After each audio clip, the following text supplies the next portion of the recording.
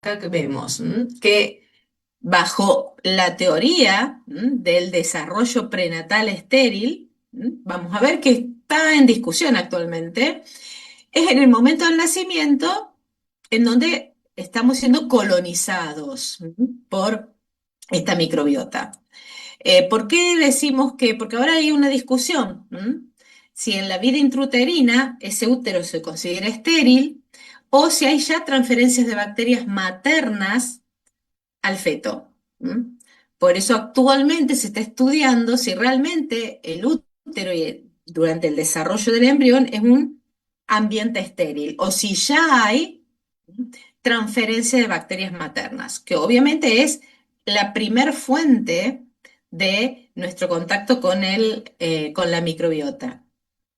Entonces, obviamente que esa primer fuente sería lo que hablamos de transmisión vertical o transferencia vertical de esta microbiota y una vez después del nacimiento, además de mantenerse esa transferencia vertical, comienza la transferencia horizontal por el contacto con el entorno, principalmente por el tipo de dieta que va a recibir, que va a ir recibiendo ese niño. ¿Por qué decimos que tenemos ahí fíjense que habla de una ventana de oportunidad ¿para qué? Para establecer una microbiota saludable. ¿Por qué? Porque, por ejemplo, ya en el momento del parto, ya la microbiota que se va estableciendo es distinta dependiendo del tipo de parto, si es vaginal o si es por cesárea. ¿Por qué? Porque el tránsito del feto a través de la vagina hace que tome contacto justamente con la microbiota vaginal. Por lo tanto, va adquiriendo en el tubo digestivo principalmente subtipos de lactobacillus. En cambio, si es por cesárea, la principal microbiota que tiene el contacto es la de la piel. Y entonces se van incorporando estafilococos. Obviamente que con el parto vaginal se van adquiriendo lactobacillus en el momento que ponen al niño recién nacido sobre el pecho de la madre, ya también empieza a contactar con toda la microbiota de la piel de la madre, de la boca de la madre, que es otro ecosistema. O sea que inmediatamente después del nacimiento comienzan a incorporarse los componentes o las especies que van a ir determinando la microbiota del adulto. Por eso hablamos de un patrón microbiano, que ya se comienza a determinar en el momento del nacimiento y obviamente todas las primeras etapas de la vida que va estableciendo lo que se llama microbiota central funcional. ¿Qué quiere decir?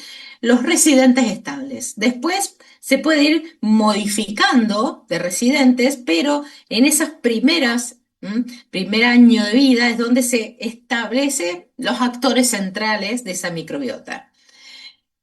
A lo largo del ciclo vital va cambiando, a medida que vamos tomando contacto con el medio que nos rodea, con distintos tipos de alimentos, se va diversificando, van apareciendo nuevas especies en esa microbiota. Estamos hablando siempre de la microbiota del tubo digestivo particularmente. Por eso decimos que ese aumento de diversidad va favoreciendo un montón de procesos metabólicos que se dan en ese tubo digestivo.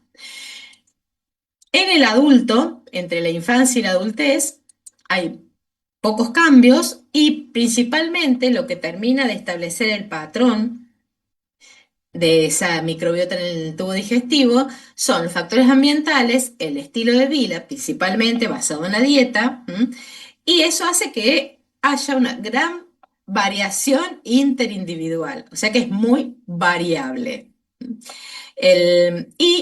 Fíjense, durante toda la vida, esa microbiota es plástica. ¿Qué quiere decir? Que algunas especies pueden aparecer porque se incorporan con la dieta y otras pueden ir a desaparecer, por ejemplo, por el uso de antibióticos.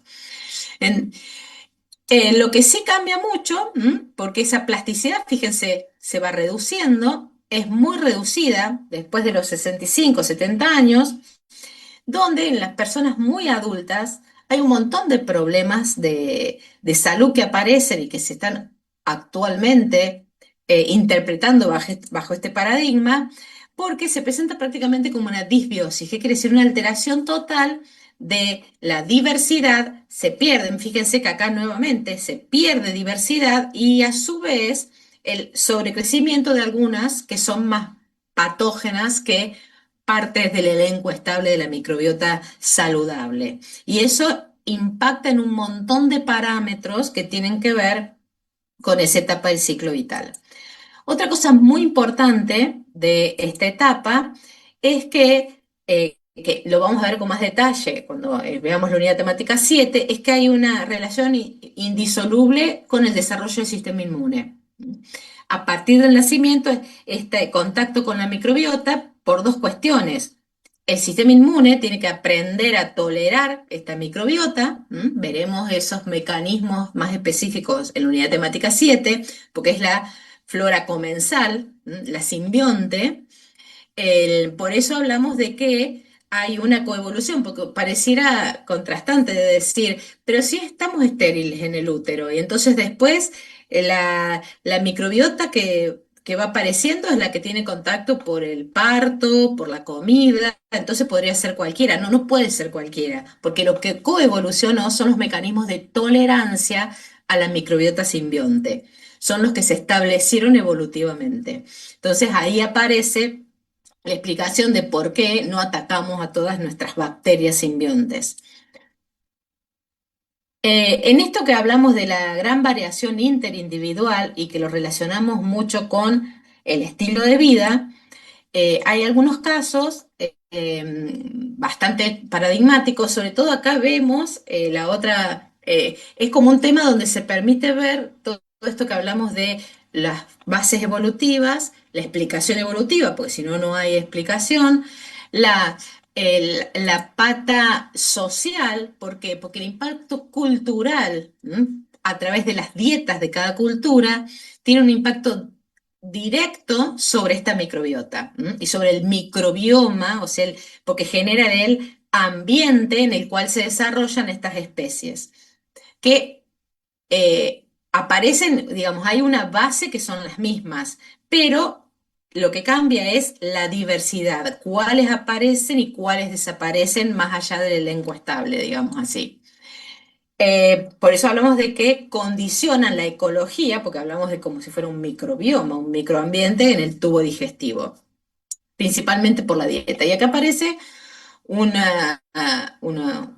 caso muy particular, que si ustedes identifican acá, esto es sushi, algas. Dieta típica de cientos de años de comunidad japonesa. Ahora la adoptamos nosotros.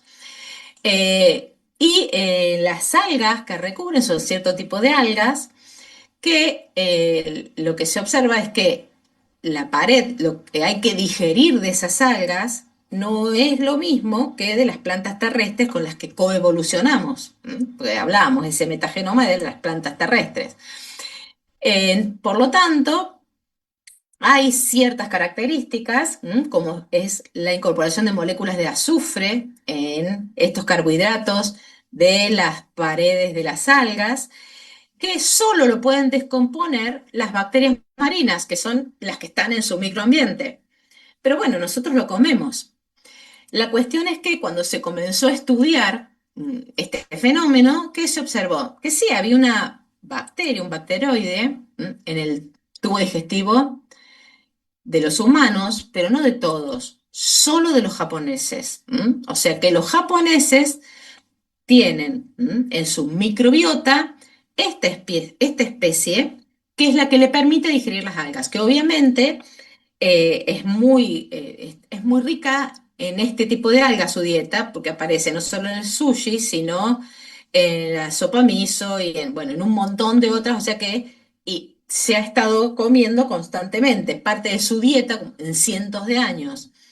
Ahora, la cuestión es que este bacteroide no tiene las enzimas para digerir, pero sí la están digiriendo.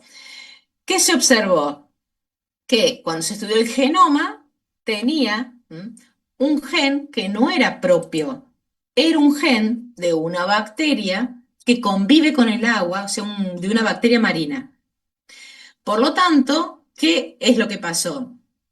Que al ingerir las algas, se ingiere la bacteria marina que convive con el alga, que contiene la enzima, el gen de la enzima que lo digiere, y a lo largo de la evolución, ¿qué hubo? Hubo transferencia lateral de material genético entre estos dos componentes de la microbiota. Por lo tanto, actualmente los japoneses pueden digerir porque ya sus bacterias intestinales contienen los genes que sintetizan por transferencia lateral, contienen los genes que sintetizan la enzima que digiere. Pero, como decían, los japoneses. Y ahí aparece entonces el impacto del tipo de dieta y de la diversidad de ingredientes de esa dieta sobre la diversidad de la microbiota. Y entonces al comparar las poblaciones occidentales, particularmente en estos estudios es la población de Norteamérica, con la de Japón, que se obtuvo que la diversidad es mucho mayor en la población de Japón que en la población de Estados Unidos. Y eso tiene directa relación con el tipo de dieta. Una dieta alta en grasas y proteínas de origen animal y baja en fibra tiene mayor cantidad de bacteroides y Clostridium y menor de bacterias lácticas, que son las que prevalecen en las dietas japonesas, que tienen una gran diversidad de muchos más alimentos, componentes dietarios diversos. O sea que ahí tenemos un directo impacto de lo cultural que atraviesa la alimentación, el tipo de dieta, sobre la microbiota. Y ahí surge entonces el concepto de que si bien esa microbiota en el tubo digestivo son 6 taxones, no importa, no vamos a hablar ahora de los taxones, si están en micro y los saben, perfecto, pero hay dos más importantes, son Firmicutes y Bacteroidetes, que son los dos más importantes, los otros también aparecen y dependiendo el, el ambiente, como en este caso de los japoneses, aparecen especies particulares. Lo que sí se logró componer es lo que se llaman enterotipos, que sería esa interacción entre la dieta, la microbiota, y se conformaron enterotipos, que serían los dos extremos que vimos recién, enterotipo japonés, enterotipo norteamericano, porque está directamente vinculado a la fuente de energía que utilizan estas bacterias. Por lo tanto, si son más proteínas y grasas animales, más carbohidratos y fibras. Entonces ahí aparecen estos dos extremos de fenotipos donde la diversidad de genes que aportan justamente la microbiota es alta en el fenotipo japonés, le vamos a llamar así, y es muy baja en el fenotipo yanqui, y ese fenotipo se denomina fenotipo inflamatorio. Entonces, ahí vemos la interrelación directa entre diversidad de microbiota y cuando hablamos de fenotipo inflamatorio, ya estamos casi dirigiéndonos a posibles problemas de salud vinculados directamente con el tipo de microbiota. Obviamente que esas especies van cambiando a lo largo del tubo digestivo, en la boca son algunas, en el estómago otras, en el intestino delgado, en el colon, van cambiando, como le digo, no nos importan ahora las especies, sino saber que hay diversidad de especies y que a su vez en cada parte del tubo digestivo hay distintas especies y que como resultado de este holobionte o de esta interacción, tenemos una primera y directa impacto en la homeostasis intestinal, principalmente intestinal. También, si estuviéramos en odontología, hablaríamos del impacto de la boca, ¿no? Pero en este caso nos interesa lo intestinal porque empezamos hablando de nutrientes. Entonces, ¿por qué hablamos de esa homeostasis intestinal que está muy impactada por esta microbiota? Porque va a tener interacción con procesos que tienen que ver con el sistema inmune, el sistema de defensa. Recuerden que ese epitelio que reviste el tubo digestivo es una línea entre el medio externo, ¿sí?, que nos recorre, y el medio interno, o sea que ahí la regulación del sistema inmune es muy importante y la interacción entre la microbiota y el sistema inmune es muy importante en el tubo digestivo. También con la misma estructura de esa barrera intestinal, hay productos de esta microbiota que fortalecen o rompen esas uniones como barrera, o sea, lo hacen más permeable el intestino, por eso podemos tener problemas. Ven que para un lado vamos hacia posibles patologías y a otro lado lo que hablábamos de un sistema saludable y obviamente un montón de productos que hacen a la regulación endocrina y a procesos digestivos. Entonces, algunos, vamos a ir viendo algunos de ellos. Entonces, cuando hablamos de esta carga de genes que no son propios, que no son codificados por nuestro propio genoma, sino que vienen de vías metabólicas externas de esta microbiota, estas vías metabólicas entonces procesan componentes que aparecen ¿en dónde? En el intestino particularmente. Por eso hablamos generalmente de microbiota intestinal, porque es lo más fuerte en el tubo digestivo. Y obviamente que toma componentes de la dieta y puede generar muchos metabolitos, metabolitos que van a actuar, van a tener impacto en el mismo tubo digestivo, en esa luz, en ese epitelio, o pueden ser absorbidos.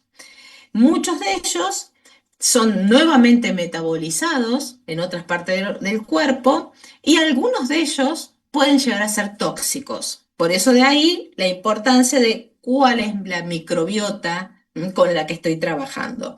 Por lo tanto, ese concepto de metagenoma y metaboloma, que sería la gran cantidad de otras vías enzimáticas, otras vías metabólicas que se suman al cuerpo humano por la acción de las distintas especies que están en el intestino particularmente. Entonces hay como dos grandes grupos de procesos que se dan. Uno es la fermentación de conjugación, y fíjense que ahí tenemos algunos tipos, ¿no? Fermentación de las fibras dietarias. Celina se los mencionó cuando habló de la fibra, no vamos a hablar de la fibra porque ya lo mencionó Celina en la otra clase, sino qué pasa, cuál es el producto de las vías metabólicas que es el origen de esto, nos ayudan a digerir la fibra dietaria, y de conjugación, por ejemplo, en este caso de productos que ustedes estuvieron viendo también cuando hablaron de hígado, de los ácidos biliares, el pasaje de ácidos biliares primarios a ácidos biliares secundarios, y otro gran conjunto de metabolitos, productos de su acción que tienen que ver con aminoácidos, con vitaminas, con la misma colina que después va a terminar formando, por ejemplo, la acetilcolina. O sea que hay muchísimos procesos que uno los da por sentado y que el primer paso o el último paso ocurre en esta microbiota. O sea que vamos a tener, por un lado, metabolitos derivados de fuentes dietarias o dietéticas, eh, y los principales son algunos aminoácidos, los ácidos grasos de cadena corta y metabolitos derivados de fuentes endógenas, como los ácidos biliares y el colesterol. Fíjense que acá tenemos sintetizados cuatro grandes grupos de estos productos. Y ahí tenemos eh, los ácidos grasos de cadena corta, cuyos principales componentes son el acetato, el propionato y el butirato, los derivados de los ácidos biliares, los derivados del triptofano como un ejemplo de los aminoácidos esenciales que está metabolizando esta microbiota, y después muchos otros grupos de metabolitos que, que no son tan son importantes porque obviamente su deficiencia va a traer alguna patología, pero tienen, y es más, su exceso de esos metabolitos, dependiendo de la flora que tengamos, también puede generar patologías porque son tóxicos, como dijimos. Entonces, básicamente, actualmente, bajo este paradigma que decíamos de la importancia de que de este holobionto, que quiere decir de ver holísticamente al ser humano y no se puede, y está indisolublemente unido su función a este microbioma, estas especies, principalmente cuando hablamos de la microbiota intestinal, se consideran en conjunto ese microbioma un órgano endocrino, porque muchos de los productos metabólicos que se producen ahí van a terminar impactando, ya sea a nivel local como a nivel endocrino y hasta a nivel nervioso. Por eso hablamos distante, no solo en la célula del tubo digestivo, sino también en la de la mayoría de los órganos del ser humano. Entonces, vamos a ver algunos ejemplos de estos procesos de los que participa la microbiota. Entonces, uno de ellos, hablamos recién, es segundo paso que tienen los ácidos biliares, cuando hablamos de ácidos biliares secundarios, que dependiendo, esta microbiota contiene distintas enzimas que hacen a la metabolización de los ácidos biliares primarios. ¿Por qué? Porque aportan nuevas enzimas que nosotros no tenemos, como la colesterol 7-alfa hidroxilasa o el esterol 27 hidroxilasa. Esas otras siglas son para que ustedes las identifiquen en los modelos, que están principalmente en el intestino delgado y en el colon. O sea que allí, cuando llega por el circuito enterohepático los ácidos biliares primarios, el cólico y el queno desoxicólico, son modificados por estas enzimas. Y el producto de ellas son lo que llamamos ácidos biliares secundarios, desoxicólico y litocólico principalmente. Y fíjense que hablan o los nombran como moléculas endocrinas que regulan procesos metabólicos. O sea que tienen receptores. Estos ácidos biliares secundarios tienen receptores en distintos órganos, principalmente todos los órganos que participan de esa circulación enterohepática. Y hay dos principales subtipos de receptores a los que estos ácidos biliares secundarios se unen como ligandos. Fíjense, FXR, fíjense que participa del sistema de defensa, media acciones antimicrobianas, principalmente en ilion, pero también en hígado, porque dijimos, vuelven a formar parte del circuito enteropático. Y regula la expresión a través de este receptor de distintas vías metabólicas, principalmente cuáles, disminuyendo la lipogénesis y la gluconeogénesis hepática. O sea, que fíjense que tiene impacto en el sistema de defensa y en el metabolismo. El otro conjunto de acciones que se media a través de otro tipo de receptor, que es un receptor de ácidos biliares acoplado a proteína G, tiene efectos importantes metabólicos. Mejora la sensibilidad a la insulina. ¿Por qué? Porque regula la liberación de un péptido que está muy de moda, el GLP-1, y también regula el gasto energético en el músculo y en el tejido adiposo marrón. O sea que tienen importantes, fíjense, distintos órganos que tienen estos receptores. Así que no es solamente hablar de los ácidos biliares secundarios como un producto de desecho, sino que al volver a participar de la circulación enterohepática, tienen muchas funciones metabólicas e inmunes y tienen receptores específicos eh, a través de los cuales se ligan y ejercen estas funciones. Después, ¿qué teníamos? Un conjunto de ácidos grasos generados por esa fermentación de las fibras solubles que vieron con serina en la otra clase, o de carbohidratos no digeribles, que en este caso es principalmente en el colon, y que forman, dijimos, tres tipos principalmente, que los llamamos ácidos grasos de cadena corta: ácido acético, propeinato y butirato. Fíjense que acá aparecen que hay dos de ellos que son principalmente generados por los bacteroidetes y el butirato por el firmicutes. Y dependiendo, hay una relación, generalmente se mantiene. Uy, esperen que estoy haciendo entrar a. Bien. Se mantiene una relación entre acetato, propionato y butirato 60-20-20. Obviamente que va a cambiar dependiendo del tipo de dieta y dependiendo de la microbiota. Digamos, en una microbiota saludable, en un intestino saludable, esa sería la relación de producción. Fíjense cuando vemos acá, ¿sí? Estas serían las vías metabólicas. No nos interesan las vías metabólicas, vamos a hablar solamente del producto, pero es para que vean que hay un proceso por estas enzimas que se dan de las bacterias que están en el intestino. Y fíjense, entonces acá aparece el conjunto de bacterias que producen acetato, el conjunto de bacterias que producen butirato y propionato. ¿Y a partir de qué?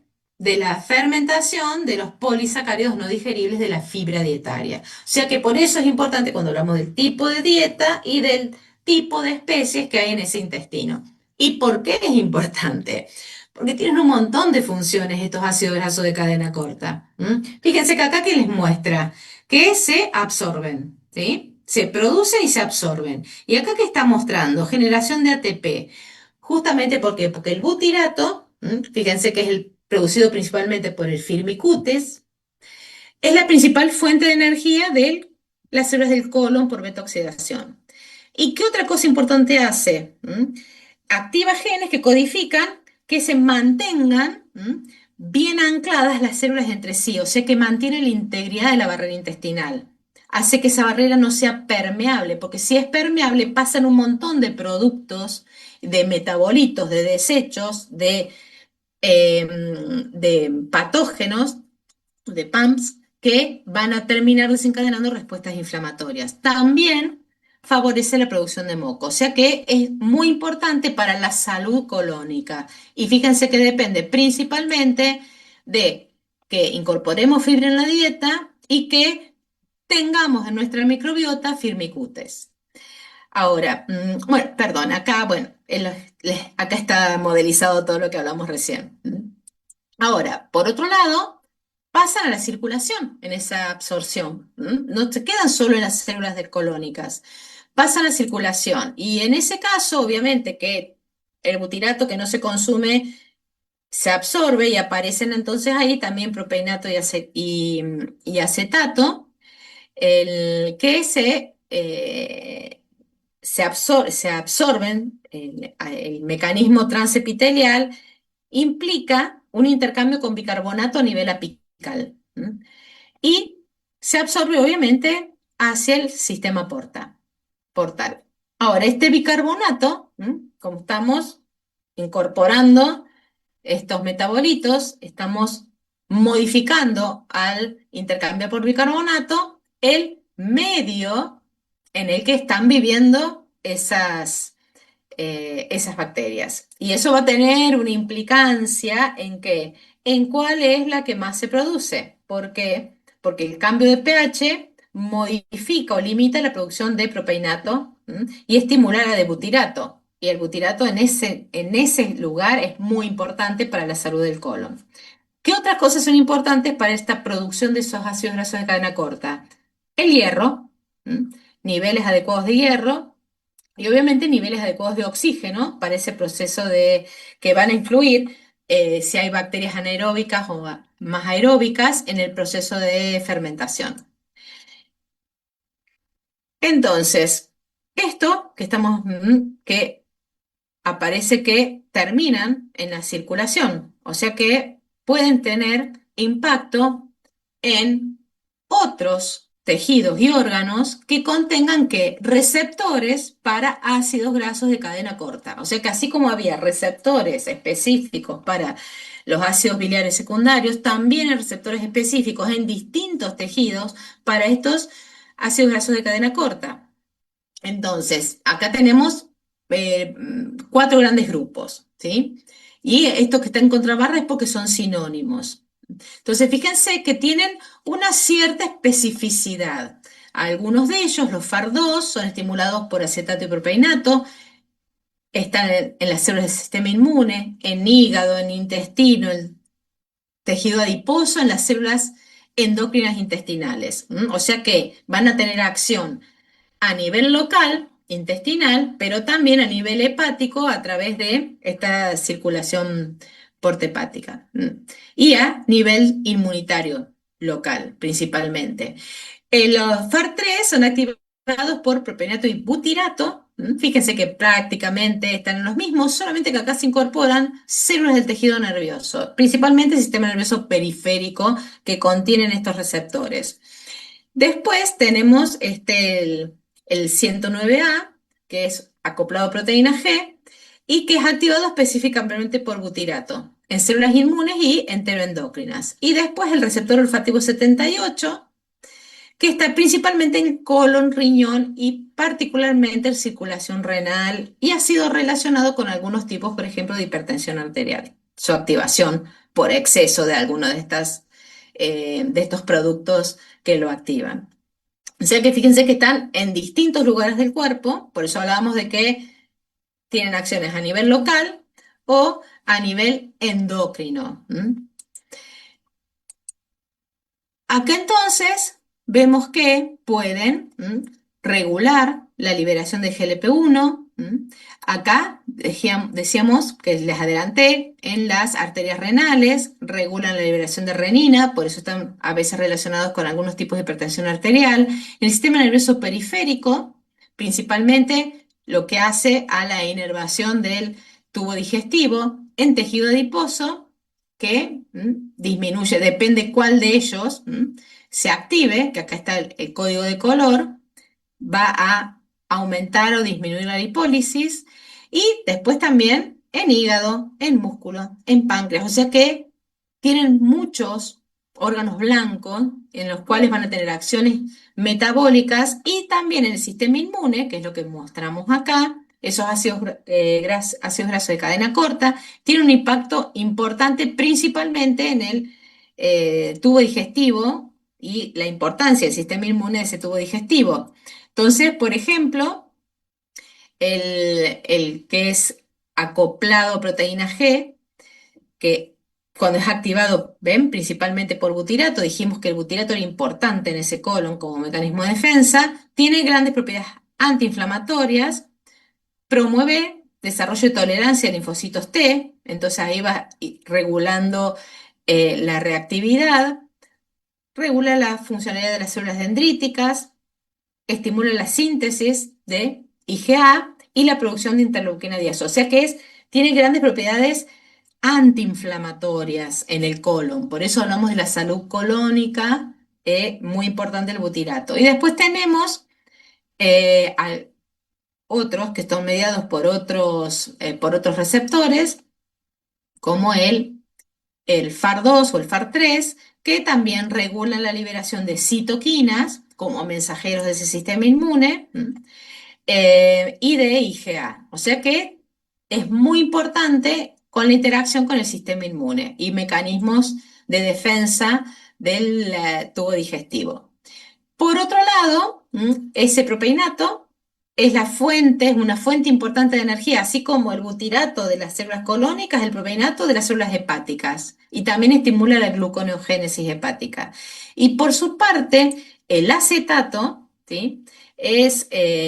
Favorece el crecimiento de otro tipo de bacterias saludables y es cofactor para otros procesos que se dan en el tubo digestivo mediados por bacterias, que son la síntesis de vitaminas, que es lo que vamos a ver algunas de ellas. Quiero ir viendo la hora. Bien.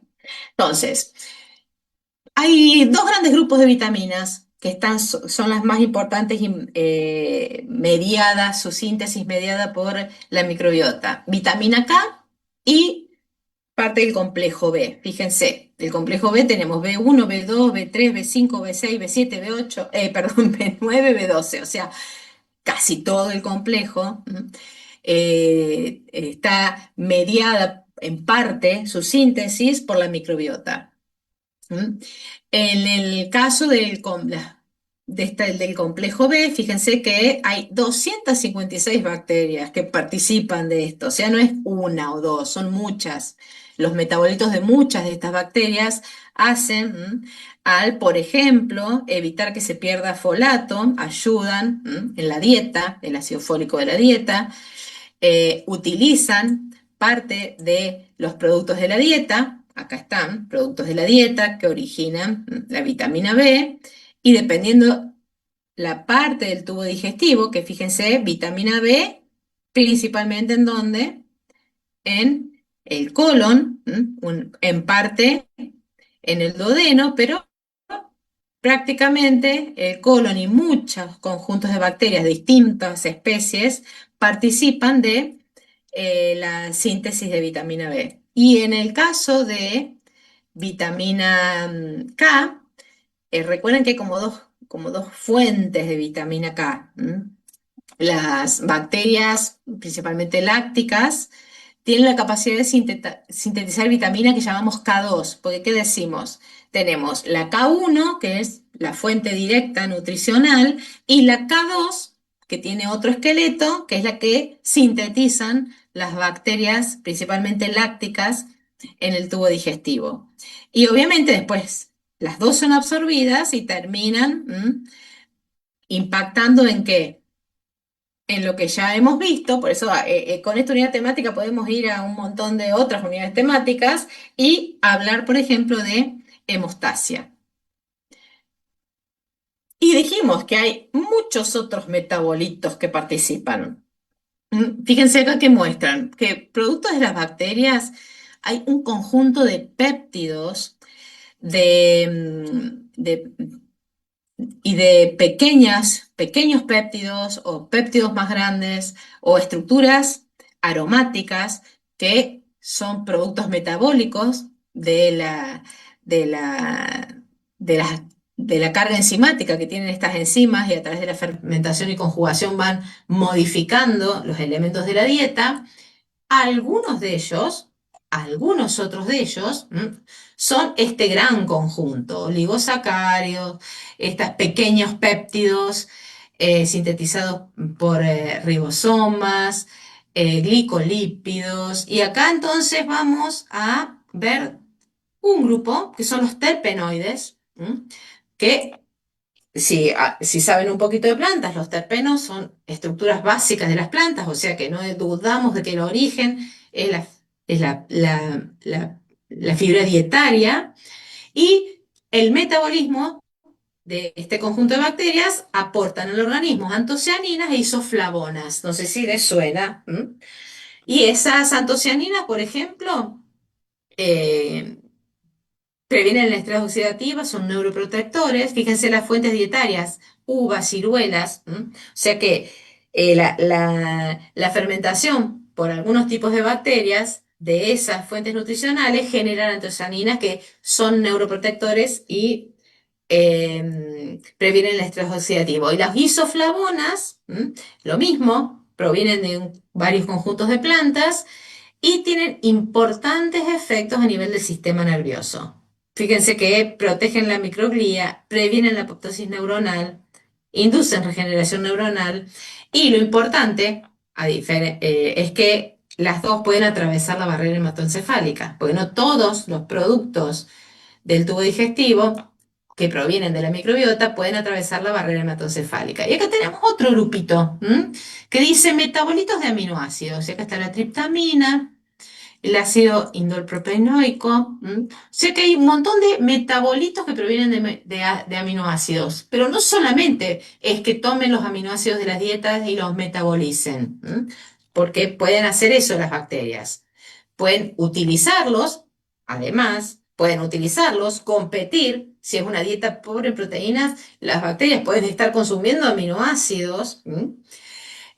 Pueden metabolizarlos y aportar otros productos al organismo o pueden sintetizar aminoácidos. O sea que son importantes cuando hablamos del metabolismo de los aminoácidos del cuerpo. Cuando hablamos de algunos de ellos, por ejemplo, hay algunas bacterias que contienen la glutamato de carboxilasa, que a ustedes les debe sonar, pero es importante porque puede producir GABA, y ya hemos mencionado el GABA, el ácido gamma aminobutírico, que es un neurotransmisor inhibitorio importante, y en este caso actúa directamente en el sistema nervioso entérico, pero también puede atravesar la barrera hematoencefálica. O sea que ese conjunto de bacterias intestinales pueden estar produciendo un neurotransmisor que afecta al local y al sistema nervioso. Dijimos que pueden sintetizar aminoácidos esenciales como la valina, la isoleucina y la leucina, que son importantes para la síntesis de otras proteínas, el metabolismo en general y la inmunidad. Y, por ejemplo, también es muy importante cuando hablamos del metabolismo de la fenilalanina. La fenilalanina de por sí ya es un aminoácido esencial y la parte de la fenilalanina que viene en la dieta se puede convertir por las enzimas bacterianas en un ácido fenilacético. A ver, que creo que está acá. Porque esa enzima es solo bacteriana. Entonces, fíjense que acá tenemos el metabolismo de la fenilalanina. Y fíjense que en rojo están los dos pasos que están siendo mediados por la microbiota. O sea que si no están esa microbiota, hay parte, porque no es todo, pero es parte del metabolismo de la fenilalanina que no se estaría generando. ¿Por qué es importante? Porque esta fenilalanina, si ustedes en la unidad temática 1 hicieron algunas actividades que vimos, se acuerdan que había que ver cuáles eran los precursores de muchos neurotransmisores. La fenilalanina es el precursor de muchos neurotransmisores, hormonas. Entonces, porque acá tenemos la tirosina, o sea que de acá podemos pasar a hormonas tiroideas, no es producida por las bacterias, pero sí algunas bacterias, como algunas especies de Streptococcus, Enterococcus, Escherichia, pueden sintetizar dopamina y norepinefrina en el tubo digestivo. Y así eh, generar modificaciones, pero principalmente a nivel local, porque no atraviesan la barrera hematoencefálica. O sea que fíjense qué importante que es cómo vamos sumando complejidad a estos procesos. Otro muy importante es el triptofano, que es componente de la dieta. Y acá vamos a utilizar como ejemplo, faltan 3 minutos, se acuerdan que a las 8 tengo que cortar, pero vamos a alcanzar a ver esto que es importante. El triptofano, ¿por qué nos interesa? Porque también es un aminoácido esencial y es importante, fíjense, precursor, que ustedes lo deben haber visto en bioquímica, de coenzimas importantes del metabolismo y de muchos neuromoduladores y neurotransmisores. Este triptofano vamos a darlo como ejemplo de cómo es el metabolismo de un aminoácido. Entonces, ¿qué tenemos que tener en cuenta?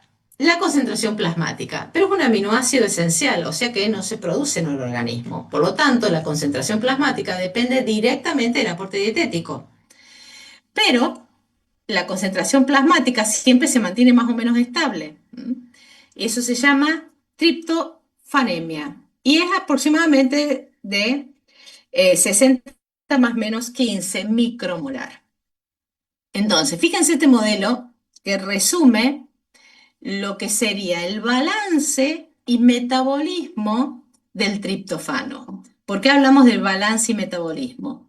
Porque hablamos de una concentración plasmática que aquí aparece, y esa concentración plasmática sería lo que llamamos pool circulante, porque es lo que está circulando en la circulación sistémica y es lo que va a aportar a estructuras, por ejemplo, ahí muestra, por ejemplo, el músculo, o síntesis de serotonina o síntesis de melatonina, que fíjense que son muy bajitos los porcentajes, o sea que ese pool circulante es el activo, ¿sí? Parte de ese pool circulante. Ahora, el origen de ese pool circulante, para que se mantenga esos niveles circulantes, debemos estar incorporando constantemente en la dieta el triptofano. Obviamente, de la ingesta depende entonces que se incorpore la cantidad recomendada de triptofano. Fíjense, son 4 miligramos por kilogramo por día. Ahí tenemos los elementos de la dieta que principalmente lo contienen. Y obviamente que como parte de las proteínas vamos a tener el proceso de digestión, no vamos a entrar en detalle porque ustedes ya lo han visto en las tutorías. El proceso de absorción, que acá sí podemos entrar un poquito más en detalle. ¿Por qué? Porque esa absorción intestinal, fíjense, el 95%, por eso hablamos de balance, vamos dando números, y ya de lo de la dieta, más allá de que sepamos el número de los recomendados o que se consumen de dieta, ven ahí 1500 miligramos por kilogramo por día, ¿qué tenemos? Que el 95% se absorbe. Y entonces ahí sí importan cómo se absorben. Hay transportadores, que es la parte de absorción de péptidos y aminoácidos, porque hay algunos que son de dipéptidos y tripéptidos, y el triptofano puede estar metido ahí, dependiendo de protones o dependiendo de sodio, como fuente energética de ese transportador. Después tenemos los vasolaterales, porque atraviesa dos, donde tenemos otros intercambiadores. También puede haber un simporte, que son los que participan entonces acá en el vaso lateral. Y ahí aparecen, siempre que estemos hablando, cuáles son los generadores de gradientes, el intercambiador sodio-protón y la bomba sodio-potasio TPasa, que serían los que están poniendo en marcha estos intercambios. Pasa a la vena porta. Por lo tanto, ahí tenemos directo al hígado. O sea que los hepatocitos también tienen un transportador, ¿sí? Para incorporar ese triptofano al hepatocito. Y fíjense qué pasa, y el 95% se absorbió, o sea que, fíjense, acá en las heces tenemos 5%, se elimina por heces directamente, no se absorbe. Ahora, en hígado el 95% comienza a metabolizarse, porque existe una enzima que se llama TDO, 2,3-dioxigenasa, y participa a partir de ahí de lo que se llama vía de la quinaurina. También el resto se metaboliza la alanina, se metaboliza que a lo importante que veíamos acá, a todos los que son precursores del NAD para participar de las vías biosintéticas. O sea que ahí tenemos modificaciones de ese triptofano. Fíjense que acá entonces aparecen esas modificaciones. Parte, ahí va a ser, pasa a circulación, que es lo que veíamos acá, que está en la circulación sistémica. Por lo tanto, como parte de la circulación, se filtra. Se filtra a nivel renal y hay reabsorción a nivel renal. Fíjense que habla que la reabsorción es eficiente. Solo el 0,2% se elimina. O sea que ahí vamos viendo cómo es el manejo del triptofano a nivel renal. Ahora, ¿qué otra cosa nos interesa?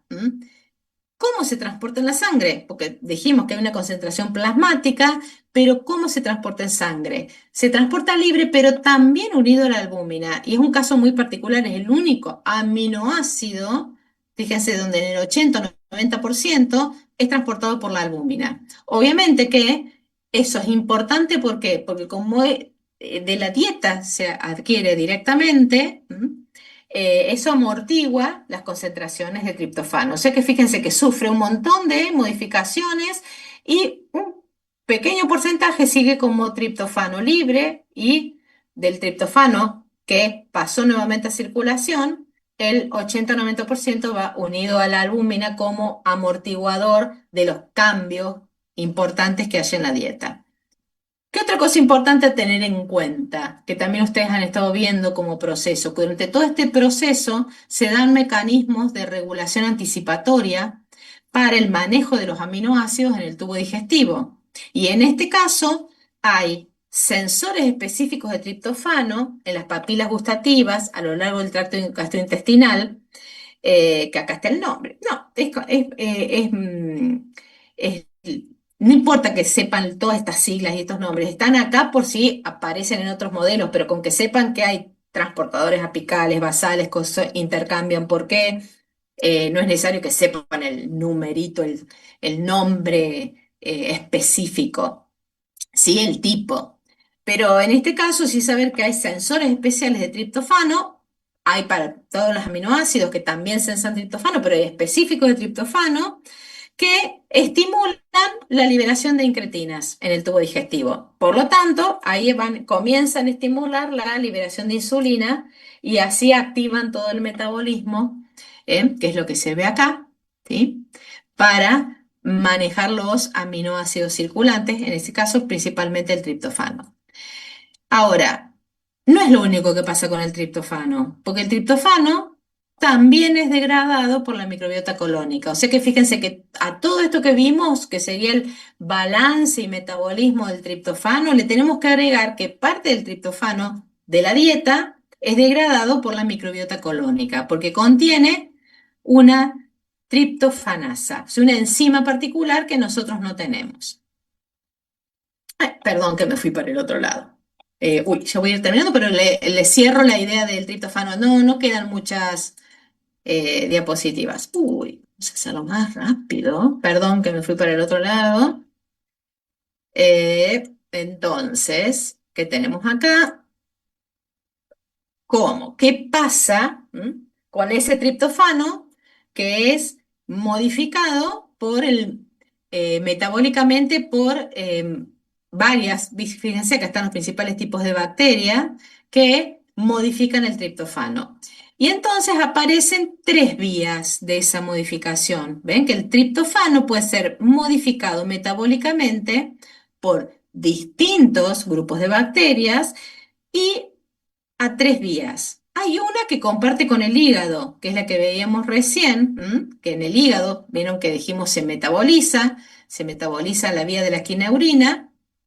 Ay, ¿por qué siempre voy para atrás? ¿Me pueden decir? Bien, entonces, y la más importante, o sea, el mayor producto de que se da en el tubo digestivo por las bacterias intestinales es lo que se llama vía del indol. O sea que hay enzimas que modifican al triptofano en indol. Y como vimos anteriormente, se absorbe, aquí está, el indol se absorbe, y existen receptores que se llaman AHR, que están en distintas estructuras del cuerpo, principalmente en el sistema inmune, y fíjense que entonces este indol producido por las bacterias del tubo digestivo facilitan la respuesta inmunitaria de la barrera intestinal, la renovación epitelial, la integridad de la barrera, o sea que así como el butirato, el indol también es importante,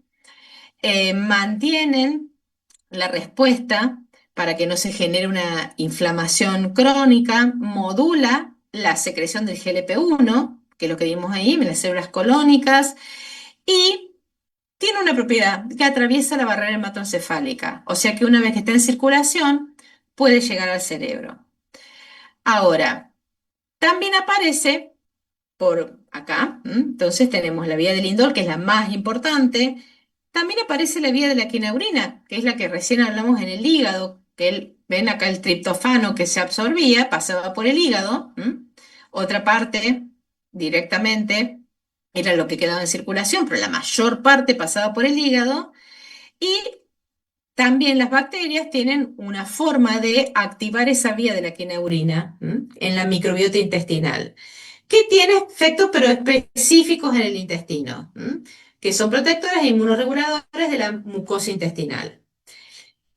Lo que nos tiene que quedar entonces en claro es que ese triptofano en el hígado es como parte de la metabolización del triptofano que se absorbe, es la parte más importante en el hígado, que fíjense, del hígado puede ir al sistema nervioso, y que sería la vía de las quineurinas, pero la microbiota, la más importante, es la vía del indol. Y tanto la vía del indol como la vía de la quinaurina son importantes más a nivel local. Pero sí, la quinaurina que se produce a nivel hepático principalmente es la que puede acumularse en el cerebro porque atraviesa el cerebro, la barrera hematoencefálica y puede generar dos cosas dependiendo del nivel de acumulación. Puede activar procesos neuroprotectivos o puede generar a través de de la actividad del glutamato, que cuando se exacerba la actividad del glutamato en el sistema nervioso, vamos a ver que se vuelve tóxica. Y como esta quinaurina tiene una actividad agonista sobre ciertos receptores del glutamato, como los NMDA, puede, si se acumula, generar aspectos neurotóxicos, que son los que están siendo relacionados con las placas beta-amiloides, con Parkinson, con un montón de patologías del sistema nervioso. Entonces, ¿qué nos queda acá? La serotonina, que la hemos oído nombrar muchos, seguramente la han nombrado mientras estudiaban la regulación, y entonces, en ese caso, la serotonina, perdón, voy a ir sí para atrás un minutito, la serotonina se puede producir por algunas bacterias, pero lo más importante, fíjense, la serotonina es que se absorbe directamente. Ven que no hay grandes cambios metabólicos. Muy poquitas, se produce muy poquito eh, generación de serotonina a través del directo del triptofano, pero sino que lo más importante es lo que vieron ustedes ya que parte de ese triptofano es procesado por las células enterocromafines y producen serotonina, que producen el 90-95% de toda la serotonina del organismo, pero es producida por una enzima que es distinta en el sistema nervioso. Y esta serotonina tiene acción a nivel local sobre el sistema nervioso autónomo, sistema nervioso entérico, pero no sobre el sistema nervioso central, que es producida, el triptofano llega al sistema nervioso central y hay otra, una hidroxilasa tipo 2 que es la que produce la serotonina a nivel central. Bueno, lo voy a dejar por acá porque si no me van a retar que me están pidiendo entrar. Chicos, quedan 3 o 4 diapositivas termina la serotonina y le da algunos ejemplos de la parte tóxica, que sería la vinculación que pueden tener con pato. Quedan 2 diapositivas nada más. Así que se las subo.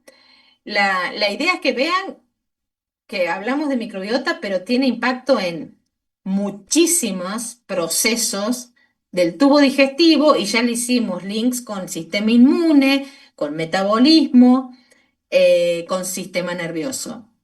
Y bueno, como en las primeras diapositivas, se trabaja bajo un nuevo paradigma. Así que están buscando un montón de patologías cardiovasculares, renales, con origen en la disfunción de esta microbiota. Así que bueno, les voy a dar 2 o 3 ejemplos que son las últimas diapositivas que, bueno, se las dejo para que las analicen y las vinculen con patología. Así que los dejo antes que me corten porque van a entrar otros docentes. Así que, bueno, nos vemos y después se lo subo. Una Gracias, consulta. profe. Gracias, profe. ¿Sí? ¿El viernes vas a dar el teórico vos? El teórico lo da Silvia, creo que es el laboratorio de orina. Porque tengo una consulta sobre el backup de UTI 5 por eso, para el recu. O si te puedo encontrar algún otro día en la facultad. Mándame un mensaje por Pedco, Ah, ok, dale, ¿sí? gracias. Ahí te lo contesto. Bueno, chao chicos, Chao, profe, gracias. nos Gracias. vemos.